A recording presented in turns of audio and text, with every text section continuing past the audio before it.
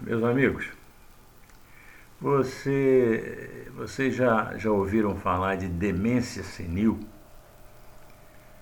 A demência senil é um termo genérico que está em desuso porque dá uma sensação de visão preconceituosa com relação aos idosos. Ela é uma expressão que se refere a uma quantidade muito grande de transtornos a que estão sujeitos as pessoas, os seres humanos, particularmente aquelas pessoas de mais idade. Ela se manifesta com a perda de qualidade, particularmente de memória e discernimento.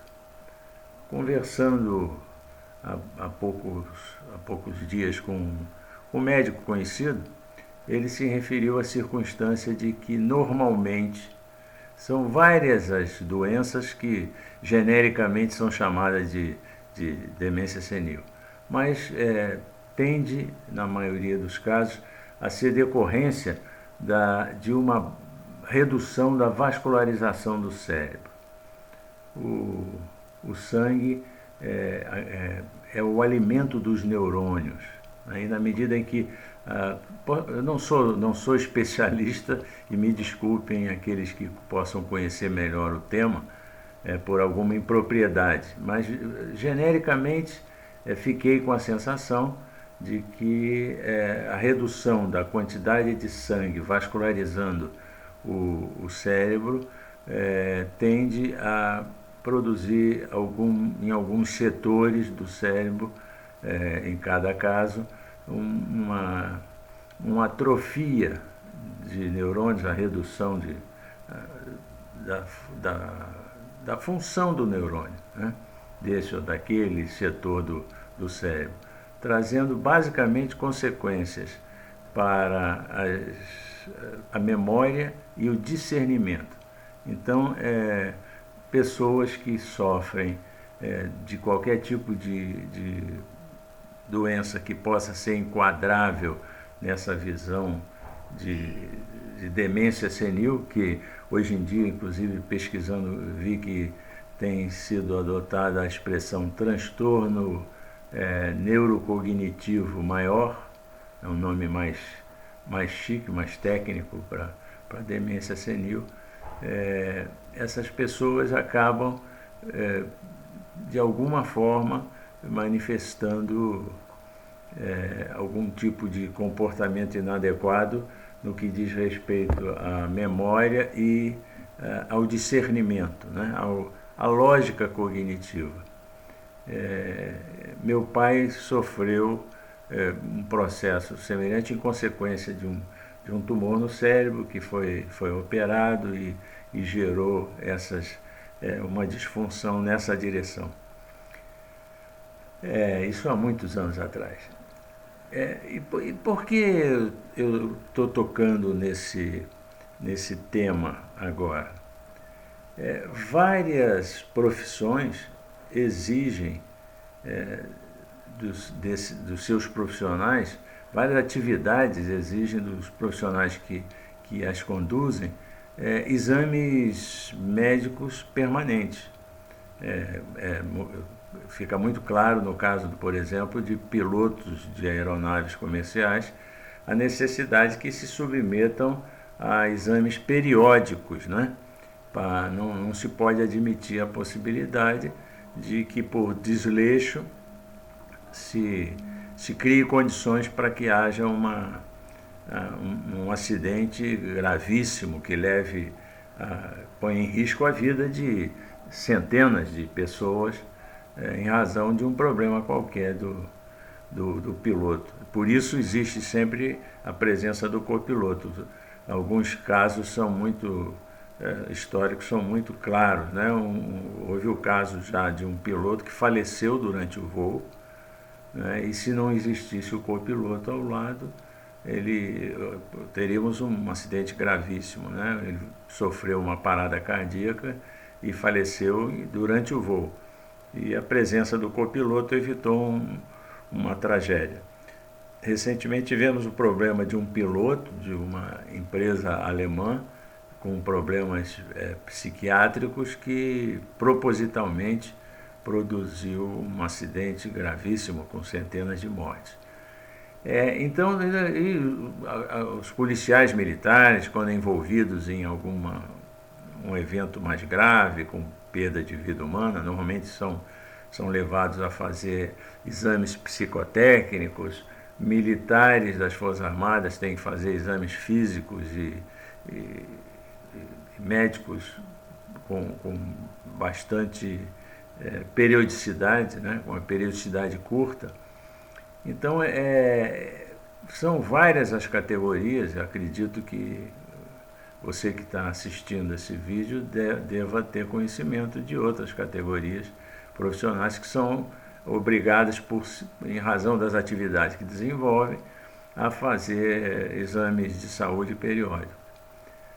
O que me leva a tratar desse tema é que nós temos assistido nesses últimos dias ataques bastante contundentes ao comportamento de juízes do STF e, mais recentemente, particularmente, ao juiz Celso de Mello. As decisões que têm sido tomadas por ele e que vêm sendo censuradas por juristas de todos os matizes, de todas as áreas. E, inclusive, companheiros do próprio STF têm feito questionamentos a respeito da pertinência das suas decisões. E isso me levou à reflexão de que estará o ministro Celso de Mello e alguns dos seus pares ali em plena saúde, gozando de plena saúde, né? Estaria se experimentando o caso de um ministro, por coincidência o mais idoso deles, sem perceber está sendo submetido a um quadro de demência senil, de transtorno neurocognitivo maior. Essas manifestações de doença, elas são progressivas. E numa primeira fase não se percebe no relacionamento com a pessoa, dependendo das circunstâncias, que ela possa estar sendo vítima de uma doença como essa.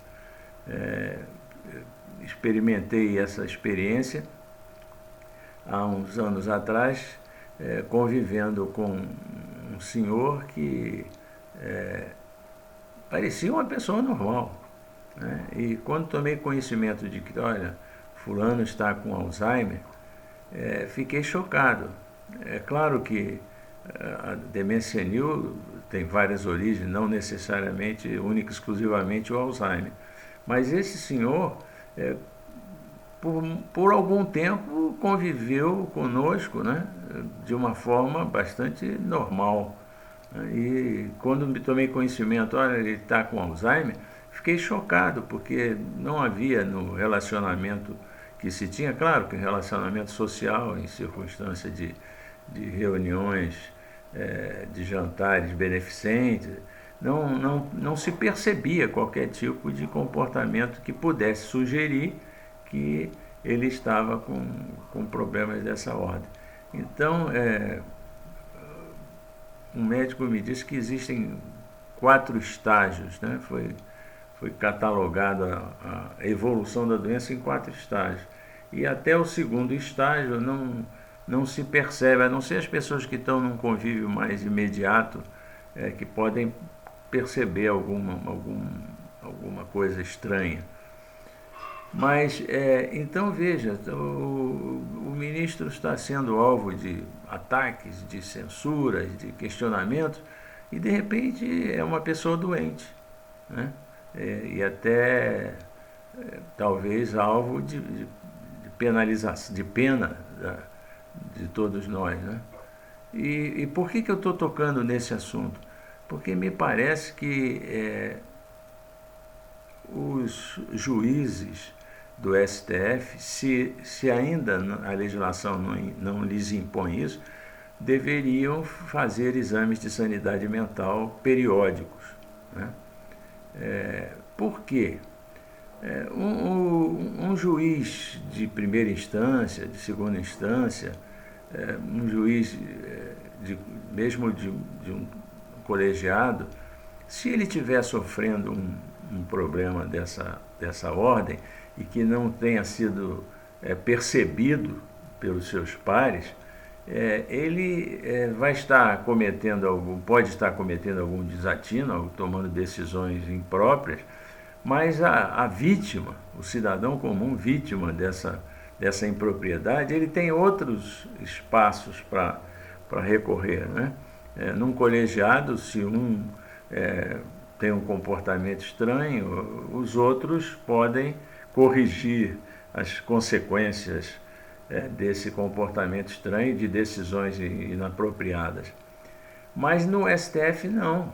No STF não, particularmente porque se admite no STF decisões monocráticas. Um único exclusivo juiz pode tomar uma decisão impertinente, né, inadequada, e isso pode trazer transtornos desagradáveis para aquele que acaba se constituindo em vítima dessas circunstâncias. E até com desdobramentos na realidade da vida do país. Então, se não existe ainda nada nesse sentido, eu sugeriria que se propusesse que o Legislativo fizesse algum tipo de alteração nas normas que regulam o funcionamento do STF, no sentido de solicitar ou de definir que os juízes que compõem aquela Suprema Corte se vejam na necessidade, na obrigatoriedade de realizar exames de sanidade mental de tempos em tempos, com a periodicidade que se considerar pertinente, para evitar que se possa ter uma distorção, uma consequência desagradável, né? Então, fica aqui a sugestão. Quem quer que tenha acesso a esse vídeo e essa proposta, se tiver condições de levar à frente, né, seria interessante para que se evitasse um mal maior, né?